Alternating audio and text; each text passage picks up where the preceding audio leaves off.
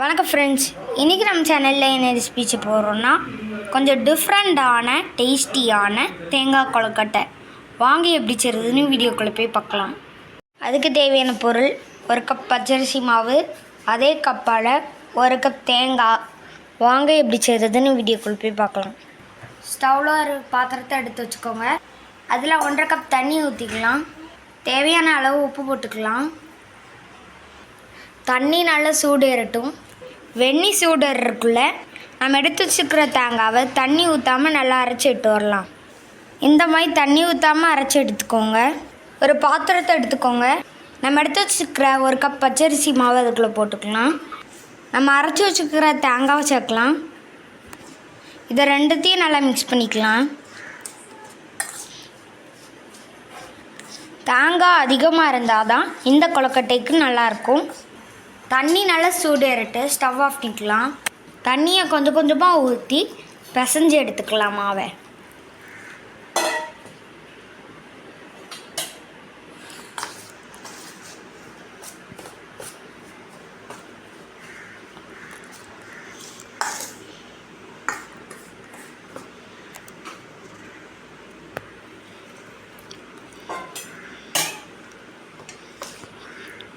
கொஞ்சம் சூடோடு இருக்கும் புதுசுலேயே பிசைஞ்சு எடுத்துக்கலாம்.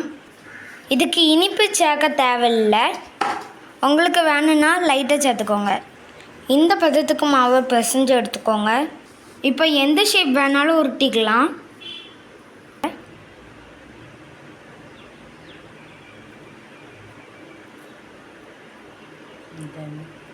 பாதுசமாய் லைட்டாக செஞ்சுக்கோங்க.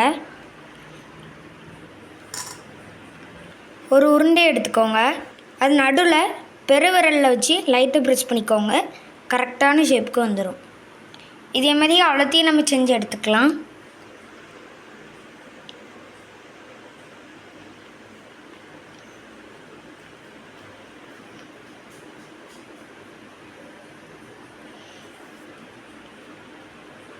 இப்போ நம்ம அவ்வளோத்தையும் அந்த ஷேப்புக்கு பிடிச்சி வச்சுட்டோம். இதை ஃபுல்லாத்தையும் ஒரு இட்லி தட்டில் எடுத்து வச்சுக்கலாம்.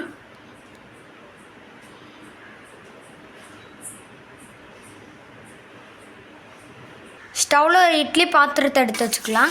அதில் தேவையான அளவு தண்ணி ஊற்றிக்கலாம். தண்ணி சூடு ஏறியும் அதுக்கு மேலே தட்டை தூக்கி வச்சுக்கலாம். மூடி வச்சு ஒரு 10 நிமிஷம் அவிச்சு எடுத்துக்கோங்க. இப்போ 10 நிமிஷம் ஆச்சு. அதை நம்ம எடுத்துக்கலாம். இப்போ இதை ஒரு பிளேட்டுக்கு மாற்றிக்கலாம்.